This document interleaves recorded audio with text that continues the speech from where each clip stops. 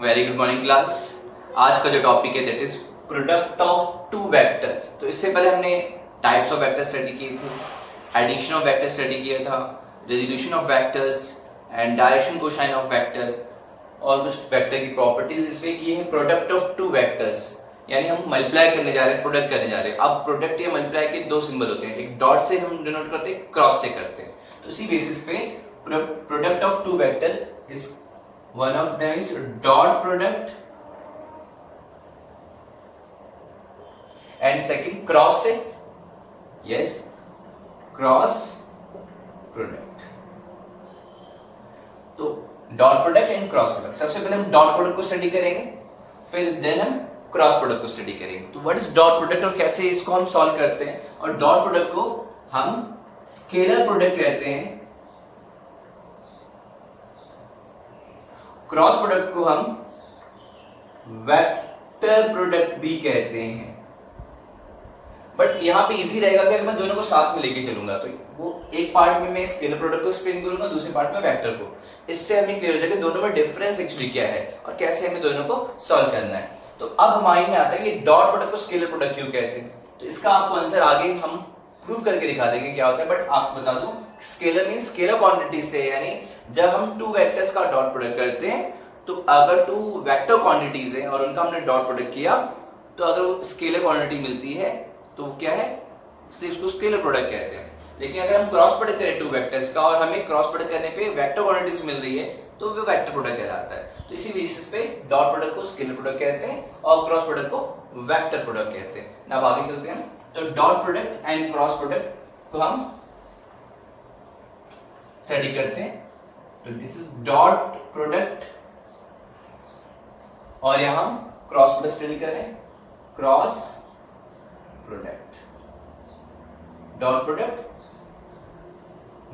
And cross product. तो अब dot product जो है, लेट हमारे पास टू वेक्टर्स हैं, तो लेट जो टू वेक्टर्स हैं ए वेक्टर एंड बी वेक्टर, ये टू वेक्टर्स हैं ए वेक्टर एंड बी वेक्टर। अब डॉट प्रोडक्ट क्या होता है इसमें, जिसमें कह रहा हूं कि ये डायरेक्शन ऑफ ए वेक्टर है और ये डायरेक्शन ऑफ बी वेक्टर है, दोनों के बीच में कुछ एंगल है। तो ये एक वेक्टर, जैसे एक फोर्स इस डायरेक्शन में लग रही है, एक फोर्स इस डायरेक्शन में लग रही है, या एक वेक्टर क्वांटिटी इस डायरेक्शन में, एक वेक्टर क्वांटिटी इस डायरेक्शन में है और इनके बीच में एंगल थीटा है। तो डॉट प्रोडक्ट क्या होता है, तो यहाँ पे जो डॉट प्रोडक्ट होता है A dot B is equal to magnitude of A vector mod of A vector into mod of B vector cos angle लिया जाता है, कॉस थीटा। इसको ए डॉट बी को क्या कहते हैं, फॉर्मूला हो गया A B cos theta, mod of A mod of B cos theta. तो बहुत इंपॉर्टेंट फॉर्मूला है जो यूज बहुत होगा, क्लास 12th में भी यूज होगा और हाई क्लासेस में भी यूज होगा। ये डॉट प्रोडक्ट है। अब आ जाते हैं क्रॉस प्रोडक्ट में क्या है। तो वही A and B two vectors, जैसे हमने कहा कि ये ए वेक्टर है और ये बी वेक्टर है और ये एंगल थीटा है। तो हमने क्या कहा कि क्रॉस प्रोडक्ट को वेक्टर प्रोडक्ट भी कहते हैं। अब वेक्टर प्रोडक्ट कहते हैं तो इसका मतलब वेक्टर क्वांटिटी आएगी और उसकी डायरेक्शन होगी। तो यहाँ पे ए और बी का क्रॉस प्रोडक्ट करने पे एक वेक्टर मिलेगा, तो ए क्रॉस बी का फॉर्मूला जैसे आप यहाँ देख सकते हैं कॉस थीटा है, यहाँ पे साइन थीटा मिलता है। तो mod of A mod of B sine theta.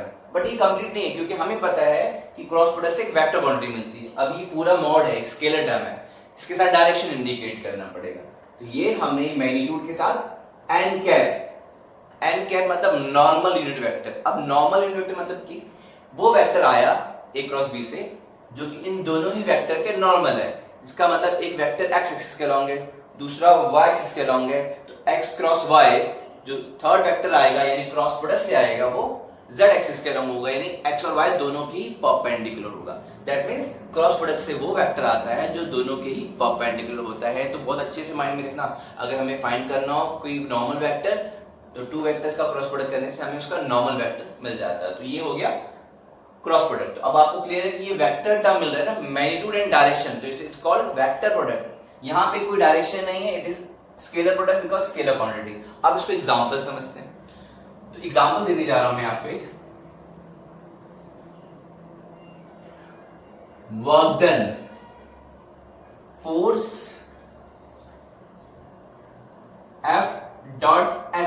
हैं। अब ये कैसे आया इसको समझते हैं। क्लास 9 में आपने स्टडी किया तो फोर्स एंड डिस्प्लेसमेंट का प्रोडक्ट वर्क डन देता है, लेकिन अगर डेफिनेशन आप याद करें कि वर्क डन होता क्या है, work done is said to be done when force applied in the on the body and displace the body in its direction, यानी डायरेक्शन सेम होनी चाहिए।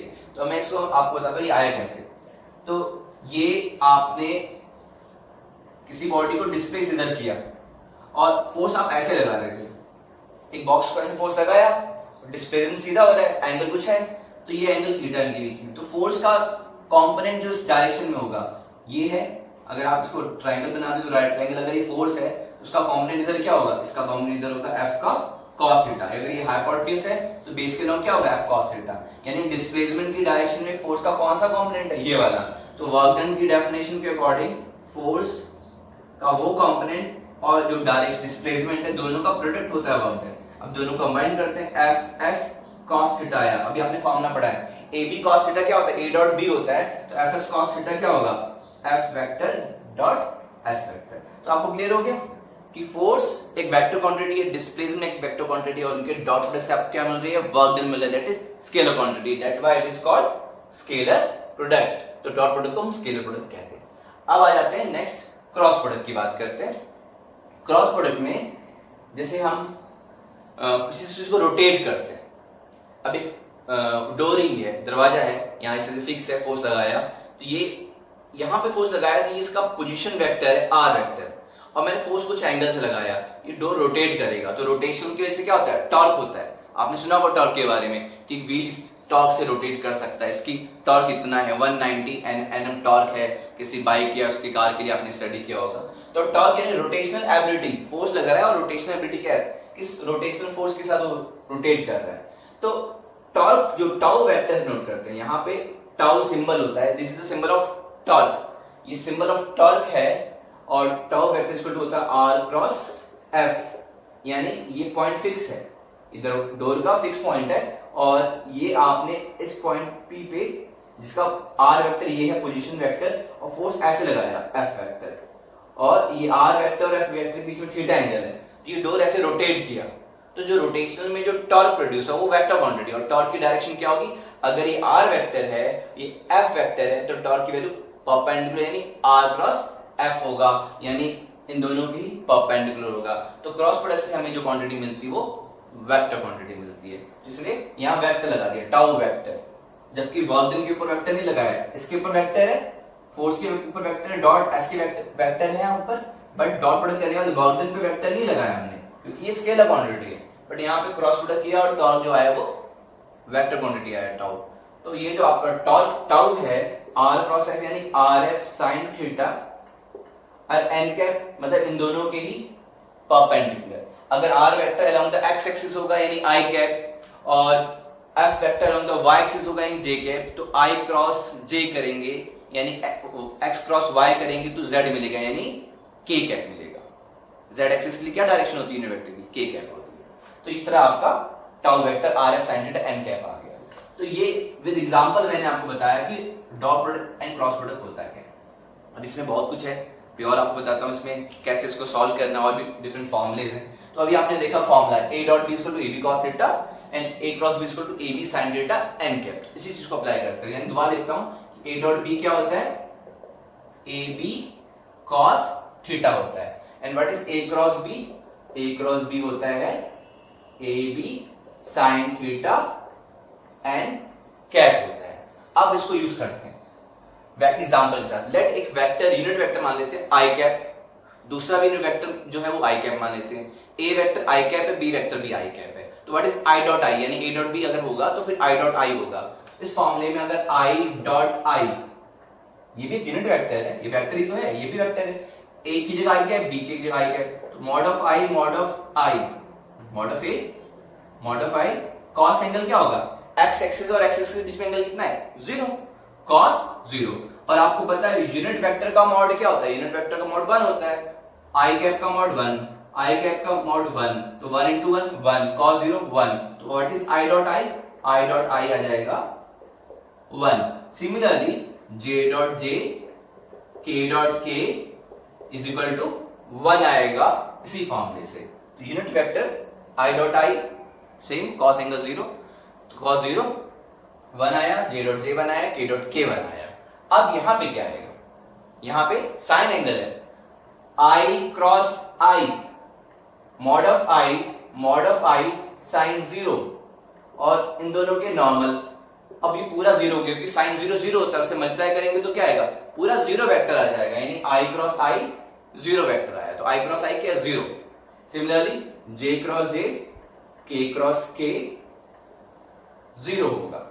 तो क्लियर, यानी सेम यूनिट वेक्टर का डॉट प्रोडक्ट तो 1 होगा, क्रॉस प्रोडक्ट क्या होगा 0 होगा। आगे चलते हैं।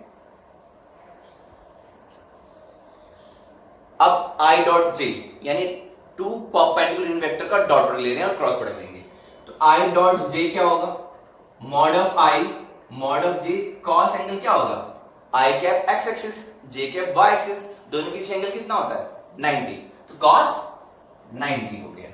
अब cos 90 क्या होता है 0, यानी डॉट प्रोडक्ट करने पे क्या हो जाएगा 0 आ जाएगा। तो इसका मतलब ये कि j डॉट k भी 0 होगा, k डॉट i भी 0 होगा, यानी उन यूनिट वेक्टर का डॉट प्रोडक्ट 0 होगा जो कि एक दूसरे के परपेंडिकुलर है। यानी कि अगर आपको प्रूफ करना है कि कोई वेक्टर परपेंडिकुलर है तो उनका डॉट प्रोडक्ट क्या आएगा 0 आएगा, तो ये आपको याद रखना। क्रॉस प्रोडक्ट में i क्रॉस j,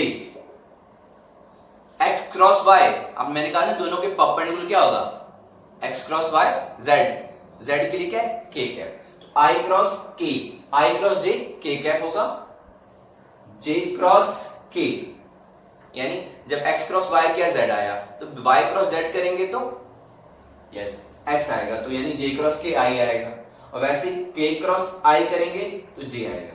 लेकिन एक ऑर्डर है x y z, एक साइक्लिक ऑर्डर, लेकिन आप उल्टा चलेंगे तो डायरेक्शन क्या हो जाएगी, पलट जाएगी, अपोजिट हो जाएगी। जैसे आपने पाम को घुमाया, x क्रॉस y ऊपर है, x क्रॉस y ऊपर आया थंब, तो यानी z एक्सिस, लेकिन अगर आपने पाम को ऐसे कर दिया उलट, y क्रॉस x, y से x गए नीचे, यानी माइनस z आएगा। इसका मतलब ये कि i cross j k cap है, तो j cross i minus k cap होगा। Similarly what is k cross j minus i cap, and what is i cross k minus j cap. यानी order में चलेंगे तो पॉजिटिव, उल्टा चलेंगे तो माइनस, यानी a क्रॉस b अगर c वेक्टर आएगा तो b क्रॉस a क्या आएगा माइनस c वेक्टर आएगा, यानी a cross b is not equal to b cross a। जबकि डॉट प्रोडक्ट में क्या है, a डॉट b भी ab cos थीटा है और b डॉट a भी ba cos थीटा है, यानी दोनों की वैल्यू सेम आएगी। तो डॉट प्रोडक्ट में a dot b is equal to b dot a होता है, बट क्रॉस प्रोडक्ट में a cross b is not equal to b cross a cross b क्या होता है is equal to minus times of b cross a होता है। तो ये हो गया। अब यही जो फॉर्मूला अप्लाई करके लास्ट जो है इसका कंसेप्ट देखते हैं डॉट एंड क्रॉस प्रोडक्ट पे, फिर इसकी एप्लीकेशंस भी हैं। तो अगर आपका ए वेक्टर a1 i कैप है, a2 j कैप है और a3 k कैप है, सिमिलरली बी वेक्टर आपका B vector b1 i cap, b2 j cap and b3 k cap है, तो डॉट प्रोडक्ट क्या आएगा, तो a डॉट b करेंगे, यानी इन दोनों को डॉट प्रोडक्ट करेंगे तो आपको याद है ना i डॉट i 1 हो जाएगा और i डॉट j 0 हो जाएगा, i डॉट k 0 हो जाएगा। इसका मतलब सेम यूनिट वेक्टर का डॉट प्रोडक्ट तो 1 हो गया, वो टर्म रह जाएंगे, बाकी टर्म क्या हो जाएंगे 0 हो जाएंगे।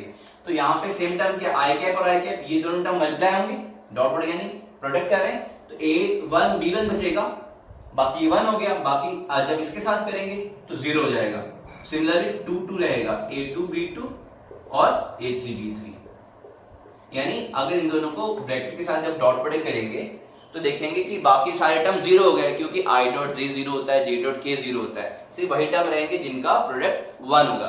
तो यानी i कैप वाला यानी a1 b1, j कैप वाला a2 b2 और k कैप वाला a3 b3, यानी डॉट प्रोडक्ट का एक फॉर्मूला मिल गया आपको, क्या a1 b1 plus a2 b2 plus a3 b3। तो a डॉट b के दो फॉर्मूले हो गए, एक तो ab cos थीटा हो गया और दूसरा क्या होगा कंपोनेंट के फॉर्म में a1 a2 plus b1 b2, sorry a1 b1 plus a2 b2 plus a3 b3, तो ये फॉर्मूला आया। नाउ क्रॉस प्रोडक्ट की बात करते हैं।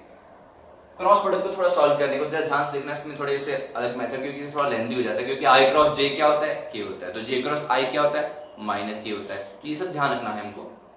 तो क्रॉस प्रोडक्ट बताते हैं, a क्रॉस b, इसका एक अच्छा मेथड है जो आप यहाँ पे देख लें क्या करना है हमको। तो ए क्रॉस बी में यहाँ बता रहा हूँ ए क्रॉस बी कैसे सॉल्व करना है। ऐसे ये दो लाइन कीजिए, इसको कहते हैं डिटर्मिनेंट फॉर्म कहते हैं। ये दो लाइन खींचने के बाद हम इनको कैटेगराइज कर रहे हैं डिफरेंट डायरेक्शन के बेसिस पे। एक डायरेक्शन आई कैप यानी एक्स एक्सिस, दूसरा है जे कैप, तीसरा है के कैप। आई जे एंड के।